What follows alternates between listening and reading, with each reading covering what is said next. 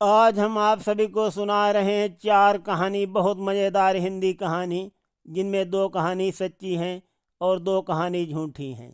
एक राजा थे, वो कहानी सुनने के बहुत ही शौकीन थे। उनके दरबार में जो अच्छी कहानी सुनाता था तो राजा उसे बहुत ही इनाम देते थे। और ये खबर जो है पूरे राज्य में आग जैसी फैली हुई थी। तो एक बहुत ही गरीब किसान थे, उनको बहुत ही सुंदर सुंदर कहानी आती थी। तो उनसे लोगों ने कहा कि जाओ महाराज को कहानी सुनाओ और बहुत सा इनाम पाओ। तो गरीब किसान आए महाराज के दरबार में और कहने लगे कि महाराज, मैं बहुत अच्छी अच्छी कहानी जानता हूँ, हिंदी कहानी, मेरे पास हिंदी कहानियों का भंडार है। महाराज कहानियों का नाम सुनकर बहुत खुश हुए और कहने लगे, क्या अच्छी अच्छी कहानी तुमको आती हैं? तो गरीब किसान बोला, जी महाराज। तो महाराज जी ने कहा, तो सुनाओ कोई अच्छी एक हिंदी कहानी। महाराज की बातों को सुनकर गरीब किसान बहुत खुश हुआ और बोला, महाराज धार्मिक कहानी पसंद करेंगे अथवा हास्य कहानी? गरीब किसान की बात को सुनकर महाराज बोले, धार्मिक कहानी हमको ज़्यादा पसंद आती है, धार्मिक कहानी सुनाओ। तो गरीब किसान बोला, सुनिए महाराज, हम सुनाते हैं देवर्षि नारद जी और उनके मित्र की कहानी। देवर्षि नारद जी का तो श्री हरि नारायण जी के यहाँ आना जाना लगा ही रहता है, उनको तो हर जगह छूट मिली हुई है। एक दिन देवर्षि नारद जी का मित्र उनसे बोला कि हे मित्र, आप तो भगवान प्रभु श्री हरि नारायण जी के यहाँ डेली आते जाते हो, भगवान से एक दिन पूछ लो, क्या हमें नहीं उनके दर्शन हो सकते हैं? मुझे भी दर्शन करा दो। तो मित्र, आपकी हमारे ऊपर बहुत कृपा होगी। अपने मित्र के मधुर वचन सुनकर नारद जी बहुत खुश हुए और बोले, ठीक है मित्र, आप चिंता मत करो, अगली बार जब हमारी श्री हरि नारायण जी से मुलाकात होगी तब हम तुम्हारी प्रार्थना उनसे पहुंचा देंगे, लगा देंगे तुम्हारी अर्जी उनके पास। अपने मित्र नारद जी की बात को सुनकर उनके मित्र को बहुत प्रसन्नता हुई और उनके दिल में आस जगी कि हो सकता अब मुझे भी भगवान हरि के दर्शन हो जाएं। यही सोच करके वो इंतजार करने लगा। एक दिन नारद मुनि जी भगवान से मिलने के लिए जा रहे थे, तो उस मित्र ने ध्यान दिलाया कि हे मित्र, इस बार हमारी अर्जी अवश्य लगा देना और भगवान से सच सच पूछ भी लेना, वो हमें दर्शन देंगे अथवा नहीं देंगे।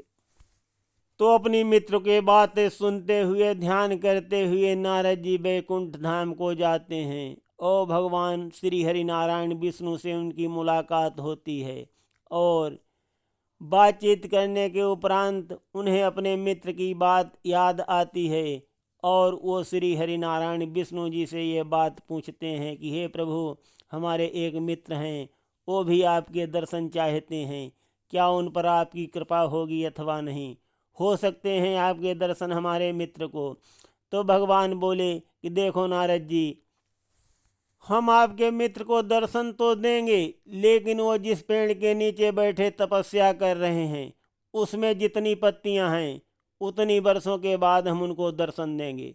भगवान की बातों को सुनकर नारद जी अफसोस में पड़ जाते हैं और कहते हैं कि पता नहीं उस पेड़ में कितनी पत्तियां हैं, तब तक क्या होगा, कितने जन्म गुजर जाएंगे, जीवित रहेगा हमारा दोस्त अथवा नहीं रहेगा।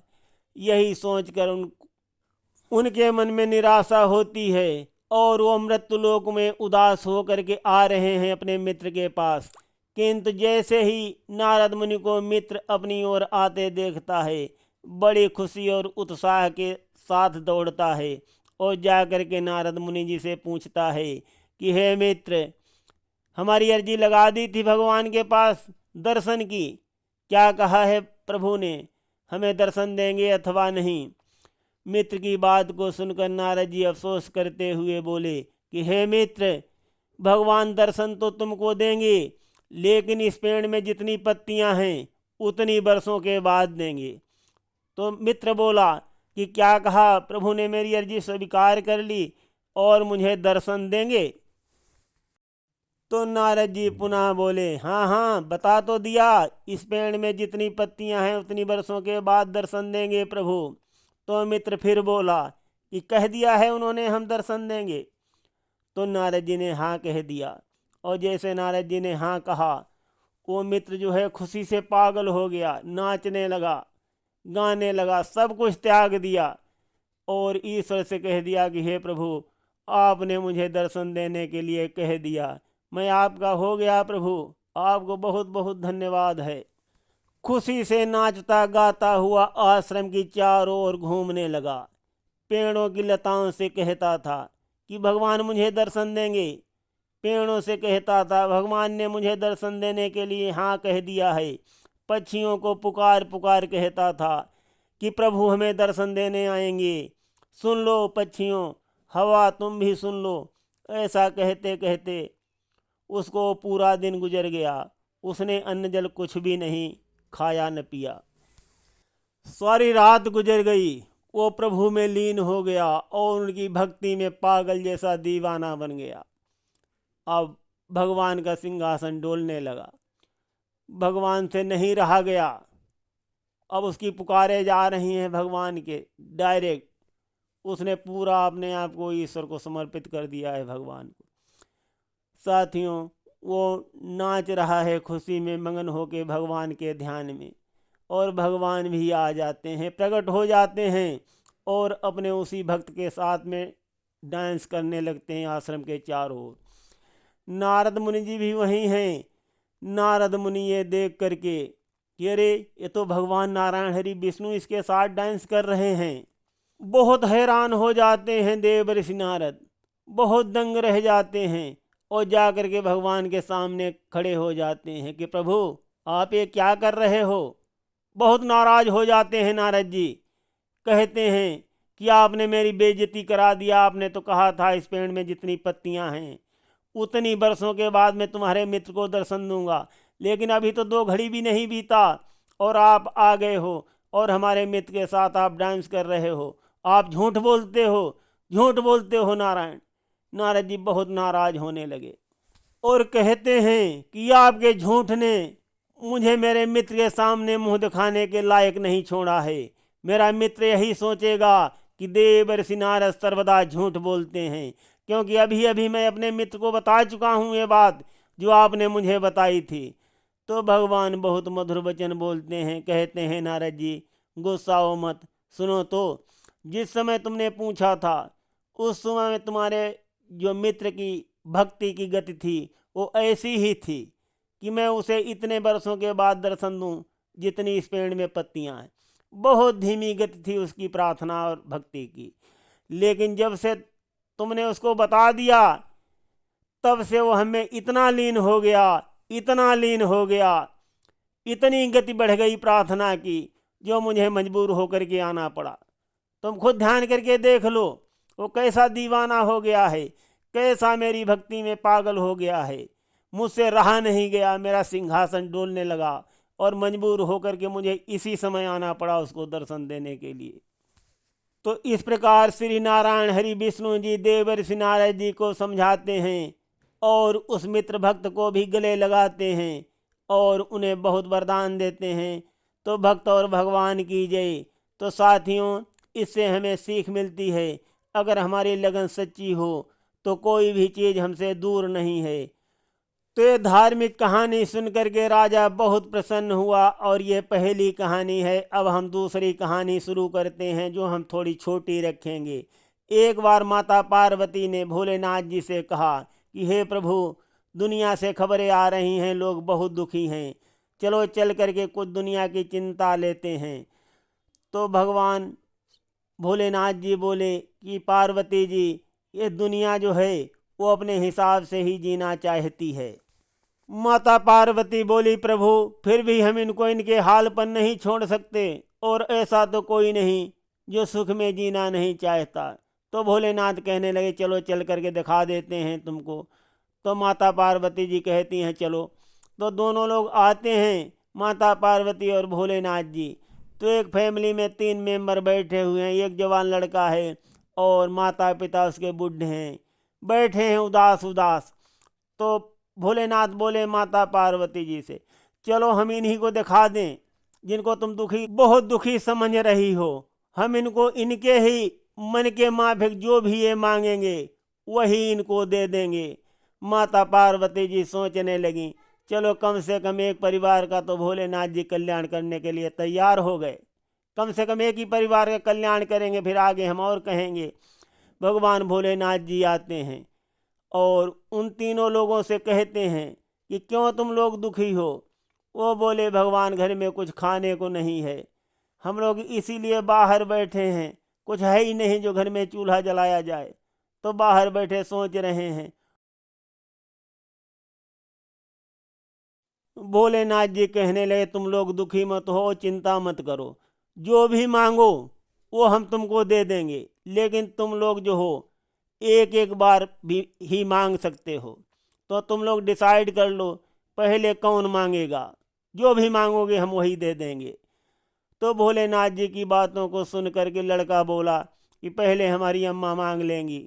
तो अम्मा से पूछा गया कि तुमको क्या चाहिए, जो भी चाहिए हो मांग लो मुझसे, मैं तुमको तुरंत दूंगा। भगवान भोलेनाथ जी की बातों को सुनकर जो बूढ़ा अम्मा है सोचने लगी कि मैं तो जब तरुण अवस्था में थी मैं बहुत खुश थी, अगर मैं फिर से जवान हो जाऊं तो मैं सब कुछ कर लूँगी, कोई चीज़ मांगने की ज़रूरत ही नहीं पड़ेगी। तो बूढ़ा माता बोलती हैं कि हे प्रभु, हे भोलेनाथ, आप मुझे 16 साल की कन्या बना दो। भगवान भोलेनाथ जी ने तथास्तु कह दिया और बूढ़ी माँ जो हैं वो 16 साल की कन्या बन जाती हैं। और जैसे ही 16 साल की कन्या बनती हैं तो सामने खड़े अपने बूढ़े आदमी को देख करके हंसने लगती हैं, सीटी बजाने लगती हैं, कहती है बुढ़े, और बहुत मजाक उड़ाने लगती हैं अपने पति का। तो पति मन में बहुत गुस्सा हो जाता है और कहता है ठीक है रुक जा, मेरी भी बारी आने दे, फिर मैं देखता हूँ। अभी तो सीटी मार रही है और मेरा उपहास कर रही है, मैं इसका सारा बदला चुकता कर लूँगा तुझसे। और इधर पहले बूढ़ी माँ जो हैं उन्होंने वरदान मांग करके 16 साल की कन्या हो चुकी हैं, और अब वो बूढ़े जो पिताजी हैं उनकी बारी आती है। तो बूढ़े पिताजी सोचते हैं कि ये 16 साल की कन्या बन करके बहुत इठला रही है, तो मैं ऐसा भी इसको मजा चखाता हूँ। और कहने लगे, हे भोलेनाथ जी, जो मेरी पत्नी है 16 साल की कन्या बन गई है उसको बकरी बना दो। भगवान भोलेनाथ ने तथास्तु कह दिया कि ऐसा ही हो, बकरी बन जाए। तो बूढ़ा माता जो है 16 साल की कन्या थी, बकरी बन के हाँफने लगी सामने। जब सामने बकरी बन के हाँफने लगी तब लड़का को बहुत दुख हुआ, बहुत दुख हुआ उनके बेटे को। कहा कि अरे मेरी माँ को क्या हो गया, अब इनकी हालत मुझसे देखी नहीं जा रही है, और मैं भोलेनाथ जी से चाहता था कि धन दौलत मांग लूँ, लेकिन अब मैं क्या करूँ, मजबूर हूँ। जो अगर मैंने कहीं धन दौलत मांग लिया तो मेरी माँ का क्या हाल होगा, और ये बकरी ही बनी रह जाएंगी, ऐसे इनका जीवन जो है व्यर्थ चला जाएगा। और जब मेरी माँ जो है वो बकरी बन करके मुसीबत उठाएंगी तब मेरी धन दौलत का क्या होगा। तो उसने ठान लिया कि अब मैं भोलेनाथ जी से यही मांगूंगा कि मेरी माँ जैसी थी वैसी ही हो जाएं। और जब उसकी बारी आई तब उसने यही मांग भी लिया कि हे भोलेनाथ, अगर आप मुझे वरदान देना चाहते हो तो ऐसा वरदान दो कि मेरी माँ जैसी थी वैसी ही हो जाएं। भोलेनाथ जी ने तथास्तु कह दिया। तो माता पार्वती ये देख करके बहुत चकित हो गई, बहुत चकित हो गई, और कहने लगी, भोलेनाथ जी आप सही कह रहे थे, ये दुनिया जो है वो अपने हिसाब से ही जीना चाहती है। भोलेनाथ जी बोले माता पार्वती से, तुम ही देख लो, तुम ही तंग करती हो कि अपनी मर्जी थोपो चल करके दुनिया पर। कैसे थोपूं, कैसे थोपूं अपनी मर्जी? हम तो चाहते हैं सभी लोग सुखी रहें, लेकिन ये अपनी मर्जी से ही जीना चाहते हैं। तो साथियों, आज हम लोग भी अपनी मर्जी से जी रहे हैं और पता नहीं क्या क्या अच्छाइयाँ हमारे हाथों से निकलती चली जा रही हैं, हम लोग जान भी नहीं पाते। तो इस रोचक कथा से हम सभी को सीख लेनी चाहिए।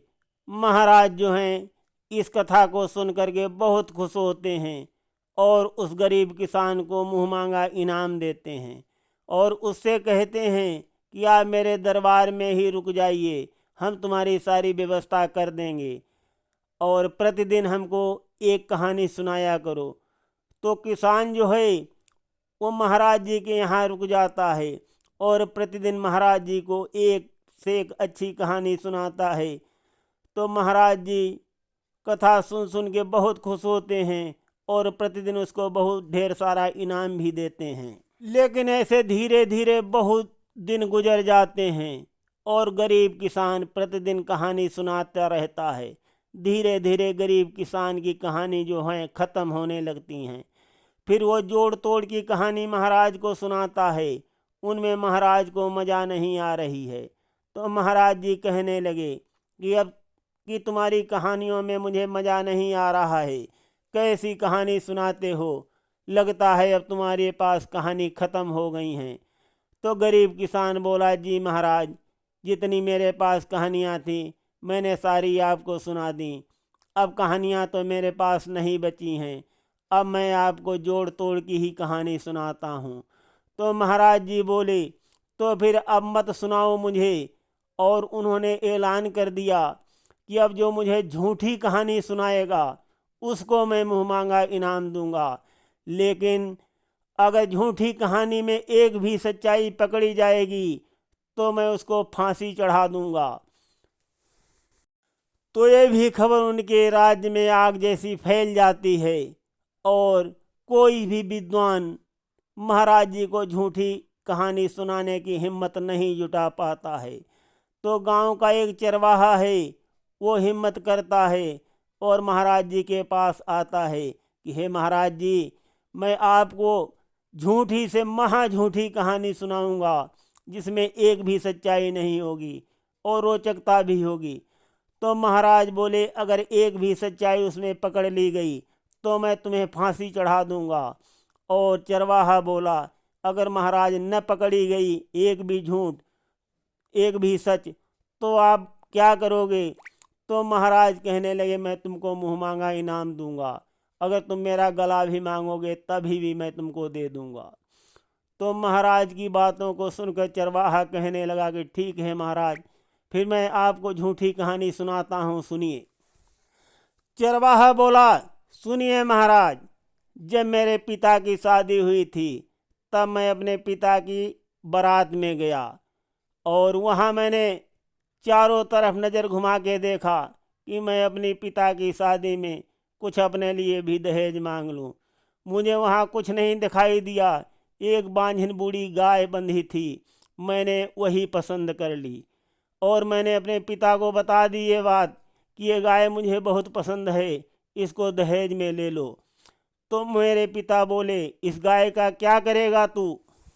तब मैंने अपने पिता से कहा कि इस गाय के बच्चे होंगे जिनसे मैं अपनी खेती करूँगा। और मेरी जिद के सामने मेरे पिताजी को झुकना ही पड़ गया और वो बूढ़ी गाय लेकर के हम लोग अपने घर आए और उसी दिन उस गाय ने 2 बछड़े दिए। वो बछड़े 3 दिन के अंदर जवान हो गए हुजूर, और मैं उनको जोतने अपने खेत में ले गया। खेत खूब जोता, उसी दिन मैंने बीज भी डाल दिया, बहुत से चने बोए, 9 मन चने बो दिए, लेकिन वो नहीं उगे, उनमें एक पेड़ केवल उगा। उस एक पेड़ की मैंने खूब सेवा की, पानी दिया, गुड़ाई किया, निराई किया, तो उसी एक पेड़ से मेरा जो पूरा खेत भर गया। जब पूरा खेत भर गया और वो उसी दिन पक के तैयार भी हो गया, फिर मैंने मजदूर बुलाए 8-10 और उस पेड़ को काट करके खलिहानों में लाया और दाएं चलाने लगे उस पेड़ के ऊपर। जैसे ही मैंने अपने दोनों बैलों को दाएं में डाला तो चने निकलना शुरू हो गया। इतना चना निकला, इतना चना निकला जो मैंने पूरी दुनिया में सप्लाई किया। पूरी दुनिया का पेट भर गया उसी एक पेड़ के चने से। और इधर चने निकलते ही जा रहे थे, लेकिन हुजूर एक बहुत बड़ी घटना घट गई उसी समय। हमारे जो दोनों बैल थे उसी चने के पेड़ में समा गए। बहुत ढूंढाई किया, बहुत ढूंढा बैलों को, बैल नहीं मिले हुजूर। जब चने को पिसाया गया, बेसन तैयार किया गया, फेटाई हुई बेसन की, बैल नहीं मिले। और जब कढ़ाई में पकौड़े बन रहे थे, जैसे ही बेसन का पकौड़ा तेल में डाला गया, बैल जो थे एकदम बलबला के भाग खड़े हुए दोनों। तो बैल आगे आगे और मैं पीछे पीछे सारी दुनिया में घूम आया, लेकिन बैल नहीं रुके, क्योंकि वो सस्ताने हुए थे कई दिन के। तो मैं पीछे भाग रहा हूँ, बैल आगे आगे भागते चले जा रहे हैं, भाग रहे हैं, नहीं रुक रहे, मैं बहुत रोक रहा हूँ। उसके बाद सारी दुनिया का भ्रमण बैलों ने करा डाला। और उसके बाद क्या हुआ वो तो और भी गजब का है। उन्होंने दुनिया घूमने के बाद सूर्यमंडल भाग के दौड़ के पहुंच गए, कहीं इस लोक में कहीं उस लोक में, 14 भुवन घूम डाले। मैं भी पीछे पीछे भाग रहा हूँ और बैल आगे आगे भाग रहे। हुजूर मैं बहुत परेशान, बहुत परेशान, मैं क्या करूं, मैं मन में सोच रहा था मदद के लिए राजा को बुलाऊं। और यह सुन करके महाराज को बहुत क्रोध आ गया और बोले कि चुप हो जा, तू झूठ, तेरी कहानी झूठी, और तेरा ये सब झूठा स्वांग मुझे पसंद नहीं आ रहा है। तो चरवाहा बोला कि महाराज आपने बोल दिया ये सब झूठ है, तो झूठ ही सुनाने में आया था, तो आपको ध्यान नहीं रहा है महाराज जी। अब आप मुझे मुंह मांगा इनाम दीजिए। चरवाहे की बात को सुन करके महाराज ने कहा था जो मुझे 2 कहानी सुनाएगा झूठी, उसको मैं मुंह मांगा इनाम दूंगा। तो अभी तो तेरी एक ही झूठी कहानी है, और जब तू दूसरी झूठी कहानी और सुनाएगा मुझको, तब मैं तुझको इनाम दूंगा। तो महाराज की बातों को सुनकर चरवाहा बोला ठीक है महाराज, अब मैं दूसरी झूठी कहानी आपको सुनाता हूँ। तो महाराज बोले आज मेरे पास सुनने का समय नहीं है, और अब कल तो मुझको झूठी कहानी सुनाना।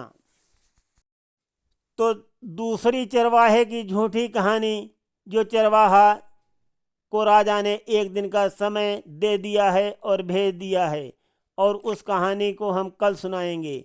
और यहाँ महाराज अपने सैनिकों से सलाह करते हैं, ये देखो चरवाहा बहुत ही दुष्ट है और बहुत ही झूठ बोलता है, और ये झूठी बातें गढ़ करके लाएगा। कल ये जो भी झूठी बातें यहाँ बताएगा तो इसकी वो सभी सच मान लेना।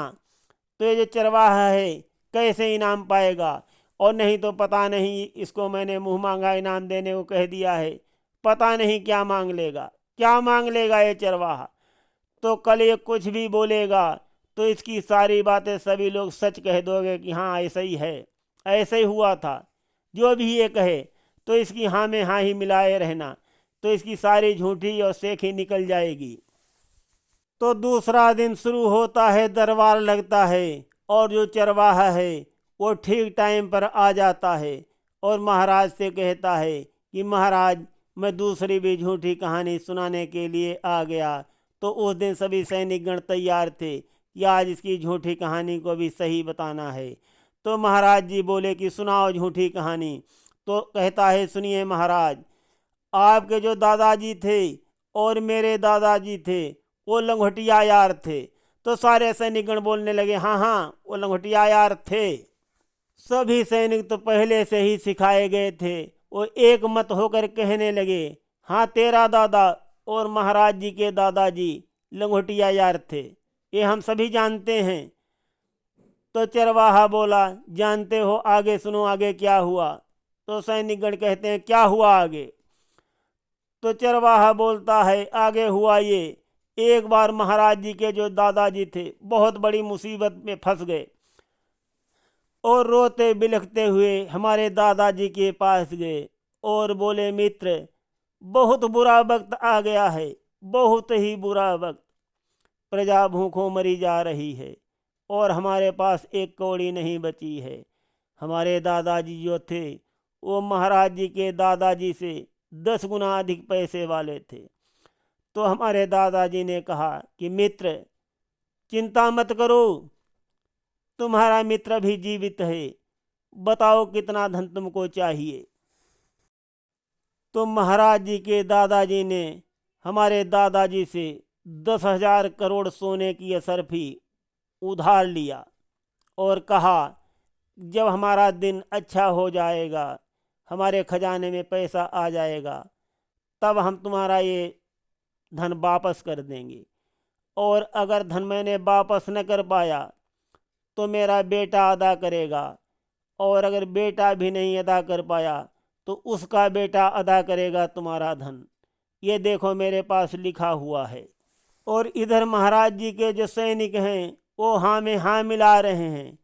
ये देख करके महाराज जी अपनी सैनिकों की तरफ लाल आंखें करके दिखाते हैं और कहते हैं, समझ रहे हो ये क्या कह रहा है, क्या कह रहा है दुष्ट। ये सुनकर सैनिक समझते हैं और चुप हो जाते हैं। वो आगे बोलता है कि महाराज, आपके दादाजी ने भी पैसा नहीं अदा किया और आपके पिताजी ने भी अदा नहीं किया, और अभी तक आपने भी मेरा पैसा अदा नहीं किया है हुजूर।